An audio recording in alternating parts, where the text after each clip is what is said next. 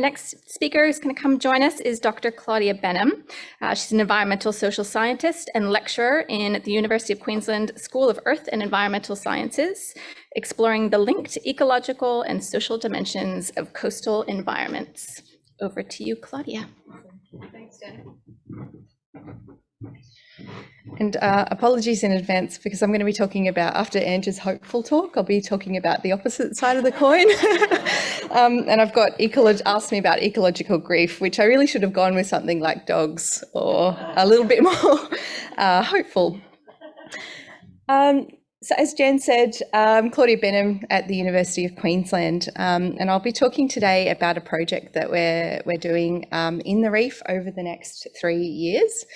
So ecological grief is a part of that project, but it's a bigger project which is looking at the impacts, particularly people's effective responses to environmental loss in the Reef. So people's emotional responses, how are they impacted by biodiversity loss or things like coral bleaching, so climate change, and how can we harness some of those effective responses and translate them through things like deliberative processes to come to find consensus, as Rowan was talking about earlier. How do we actually use those values, those emotional responses and those attachments to the Reef that are threatened through environmental loss? How do we use those things to actually envision and work towards a better future for the Reef?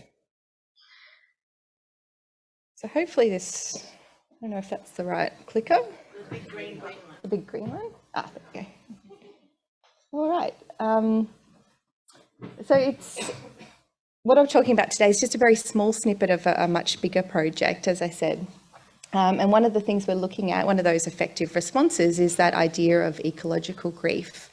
So we just started in July. The first step of the project was to do a bit of a literature search as we were doing the other parts of project planning and starting to set up the rest of the project. We thought we need to just go out and see what has been done on this idea of ecological grief, which is a really new, fairly newly described concept in the literature, really only sort of investigated in the last 5 years or so. And it's really mostly been done overseas so far. So we don't have a lot of work in Australia that actually talks about this concept, although it's something that increasingly people are talking about more broadly. So you often are hearing this term a lot more. So this is the very beginning. So we're looking at really how are communities in the Great Barrier Reef region affected by environmental loss, and then how are communities responding. So I guess moving a little bit towards that, I guess, hope and resilience piece as well. So thinking about ecological grief as I guess part of that suite of emotions and the way that people feel about the Reef. The term was coined in 2018, and it's really about this grief that is felt in relation to ecological loss. It's quite broad, so it can relate to losses of species, ecosystems, or places. You might be familiar with the idea of solastalgia as well, which is an Australian term that came out of the Hunter Valley region, the coal mining region, and that was about the loss of place. So that sort of sense of nostalgia for a place that has changed, that's still there, but the character of the place has changed. So there's a number of different concepts. There's also the idea of climate anxiety, which is a little bit of a different kind of dimension of these same issues. But climate grief or ecological grief has really only been explored really in the last few years or so. So we were really focusing on the last 5 years.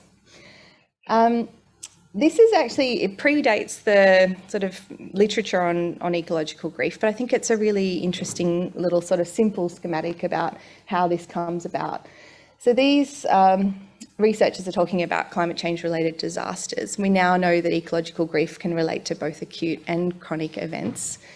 So they're talking about how those changes, biophysical changes, actually translate into grief. And you can see that back in 2010, there was this sense that grief can occur, and some of that solastalgia can occur as a result of environmental change, and also that the context was important. So the social, biophysical, political, cultural and environmental context, all of those things kind of are important in some way, but it wasn't really clear how those things actually affect people on the ground. So over, I guess, the intervening period, that 10 years, we got some research, a little bit of research in the Great Barrier Reef and in other parts of the world that sort of hinted at things that might be important in shaping ecological grief. And place was one of those things. So if we think about place, I'm a human geographer, so think about place a lot. And we think about it in the sense that it's a location imbued with cultural and social meanings, or a place where the social and natural meet. And I think you can already see from that that it's already kind of intuitively seems important to that idea of ecological grief. So we wanted to sort of explore that. Well, what is the role of place, and what is it about place that influences ecological grief? So we have some research led by CSIRO, led by Nadine Marshall in 2019. It was a paper about reef grief that you might be aware of. And that was using the social and economic long-term monitoring program data to explore some of those factors at that reef-wide scale. And it showed us a few of the things that probably influence ecological grief, some of those values, place attachment, identity, lifestyle dependence, so how much do you use and value reef ecosystems. And we've also got some previous research that focuses on industrial contexts in the reef and rapid change associated with industrial development, and shows that communities express grief responses in response to those changes when there's an environmental impact associated with coastal development. So we have a little bit of a sense of what's going on, but it's quite patchy. And then when we went out and had a look at all of the research that's been done overseas, it's very place-based, so which is really good. It means that there's a very deep, nuanced understanding of what's going on in particular places and particular contexts. But it means that we don't really have a good global sense of the situation. So we wanted to fill that gap. So we went out and did a systematic review of research on ecological grief and place. And I just want to acknowledge my co-author, Doortje, who's sitting in the front here, who helped with that work. Thanks very much.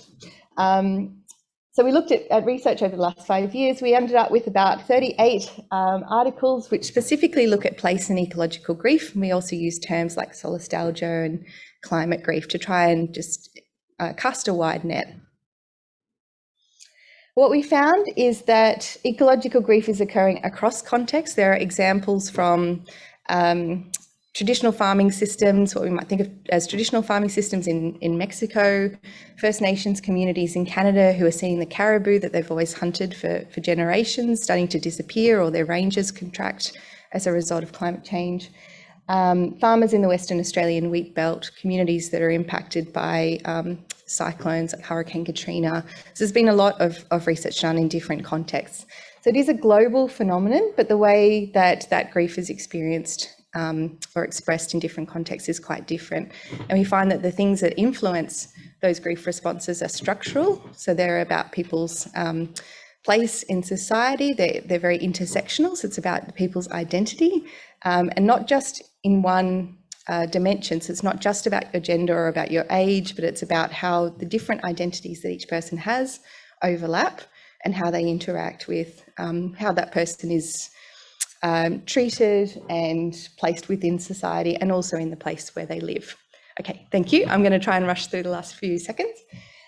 So we identified essentially 4 risk factors for ecological grief. Environmental factors, of course, geographical factors, so where do you live? How do you use, value and identify with that place? Demographic factors, although in the literature there are a lot of assumptions made about demographics based on other studies of what makes people vulnerable to environmental change. We don't actually have a lot of empirical evidence in relation to ecological grief.